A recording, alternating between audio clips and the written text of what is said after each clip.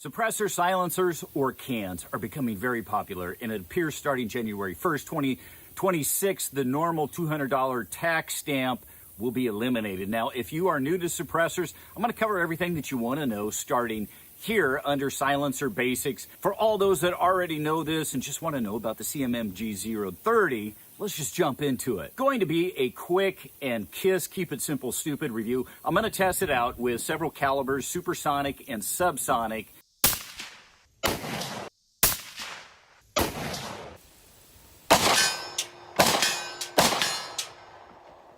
Yeah, that's loud.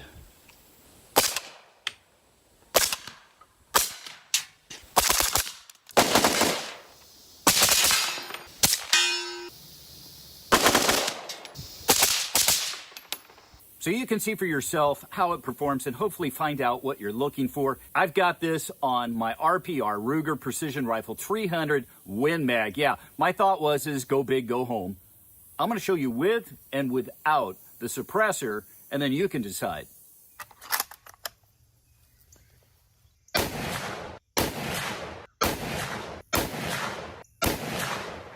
Okay, so we got the tank brake off, and we've got the can on.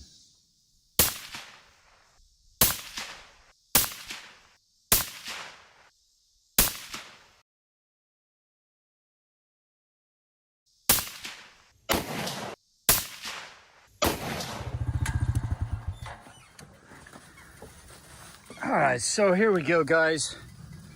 That was the first group I showed you. Now this was with a can, and I started over here and worked my way across. You know, we've got really almost exactly the same groups. This one's spread out a little bit, but you know, that goes within standard deviation. Actually, we got a little bit tighter with the Fusion, with the can, but it is clear that the 0 with the can moved it just a little bit to the right. And again, that is expected. You know, the thing is when you zero it for your can, you're going to want to use your can if you're hunting or something like that so that you have the right 0. Anyway, now I tried using 2 different decibel meter apps, and they only showed about 10 or 12 decibel difference. Yeah, so after that, talking to some of the manufacturers, you know, they're just not reliable. Even the really expensive meters really don't work very well with guns. So just like the review, we're going to go kiss. You hear the difference.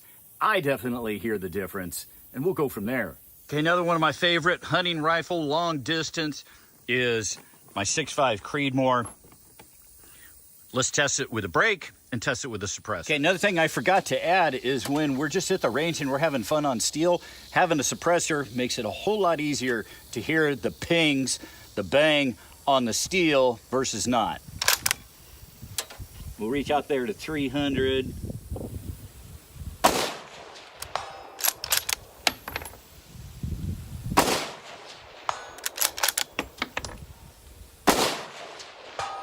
All right, let's put the can on. Okay, now let's try it with the can.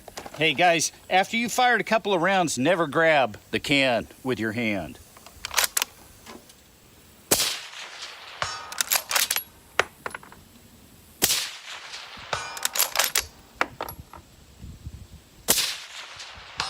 Yeah. Tell me you don't hear the difference. Not a fan of 5.56 or 308 in subsonic. I think there's better options, but let's fire around here.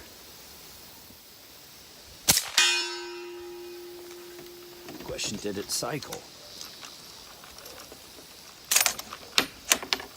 That's why I'm not a fan of the subsonic 308, is you got to really mess with your gas block. Okay, here's my 300 Blackout. I think it's an 8.5 inch barrel. It's short barrel. Anyway, I've got supersonic. Let's see.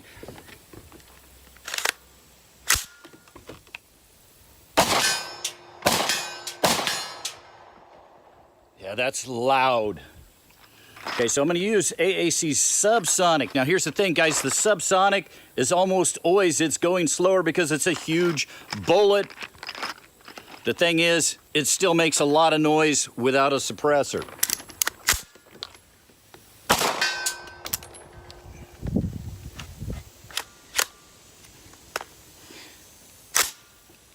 The other thing with subsonic is a lot of times you need an adjustable gas block because it's going slower. A lot of times it doesn't push the bolt back, and so you need to adjust your gas block. Yep.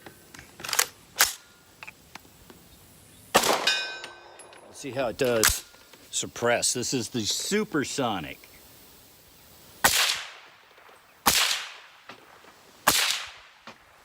And it did change our zero.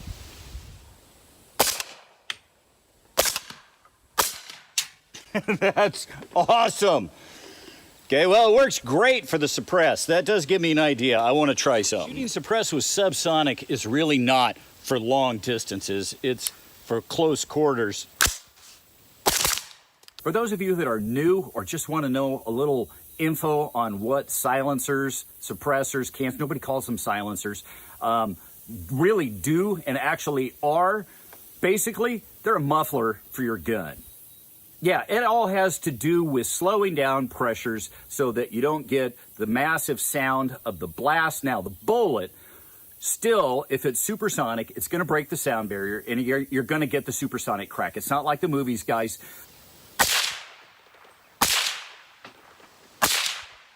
You have to be using subsonic ammo. So as you saw in the video, depending on the gun and the caliber, you might need to make some adjustments with semi-auto, obviously not bolt action. And to do that, you will need an adjustable gas block. Now let's just start with the most important question. Why would you want a suppressor? The first and the most obvious is ear protection. It really does drop the decibels.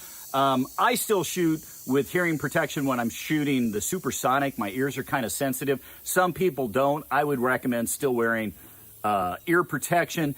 When I'm shooting subsonic, no, I don't need ear protection. In fact, depending on the caliber, the only sound that you hear is the bolt moving and the break of the trigger.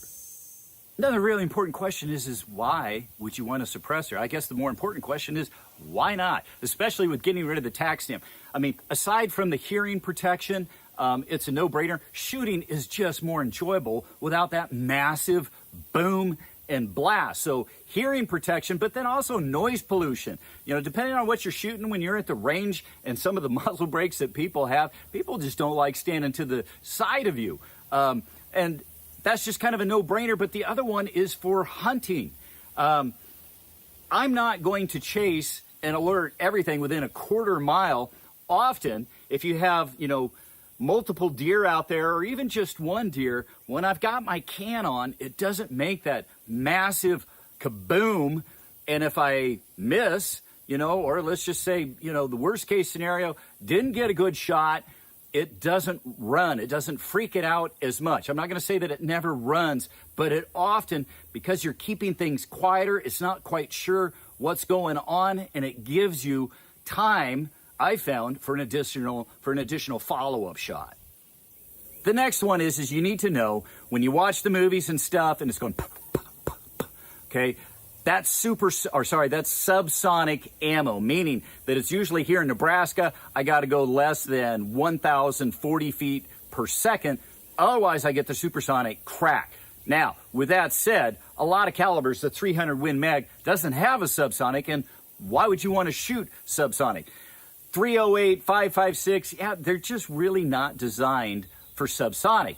That is where then things like 300 Blackout, 338 ARC, which I'm doing a review on, 45, 9mm, these are other ones that are really good. There's a couple other rounds maybe that I'm missing, but they work well for subsonic ammo. Now, something that you need to know if you're not aware of this is when you go subsonic, you got to be here in Nebraska anyway, under the 1040 feet per second, you lose all that energy. Okay, so most of them are going to be around 400 to 600 foot-pounds of energy, regardless of what caliber. That was why I was interested in the 338 ARC. It's pushing 800 foot-pounds. Another thing that you need to know is if you've got your optic zeroed with either no muzzle brake or a muzzle brake, and then you put a can on it, okay, your zero usually does shift. Now, my experience is I found the longer barrel, the less of a shift that we have. If you're taking it hunting or you're using it, you definitely want to know where your zero is with the can versus without the can. Another thing a lot of people don't think of is the can heats up really fast. So when I'm using a high power optic and I'm shooting way up there on top of the hill, after about 3 or 4 rounds, okay, I'm getting the heat trail. I'm not sure the technical word, but it's that blurry, like when you're looking down the highway on a super hot day, and on high power, that can obscure your sight picture. So for hunting, you shouldn't be taking 5 shots. So you should be good. In a tactical situation, I don't think anybody's using a high power optic. So really, that's not a big issue. Another thing is it does heat up your barrel faster because it's keeping the gases in there, back pressure. I'm not sure the physics of it, but the barrel heats up a lot quicker. So as far as the can heating up, that's why you see those shrouds or heat wraps. It's to keep that from happening. Now, I almost forgot something that's really critical. Your can is going to be measured for whatever, like 30 cal, 5.56. Now, the bigger I go, I can shoot, so I have a 45 can. I can shoot anything 45 and under. Now, 45 is often a pistol suppressor, and you can't shoot rifle ammo unless it's designated, so you need to make sure that you know what you're putting through your can. I can put a 45 can on my 300 Blackout, depending on the manufacturer, and I can shoot subsonic 300 Blackout, but I cannot shoot supersonic. It's not rated for that. So I prefer to get like a 30 cal for all my hunting rifles. You know, that covers almost everything. But that's something that you need to make sure that you're aware of.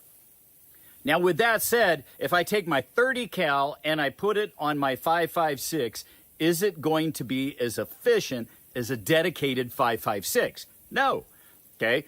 But I can't put my 5.56 can, really, on anything else that's not 22 caliber or below. So it's going to eliminate most of my AR calibers. Does that make sense? Hopefully that helps. Just make sure that you do your research and you know what you're getting for a can. I like to go bigger, and then I can shoot everything under that.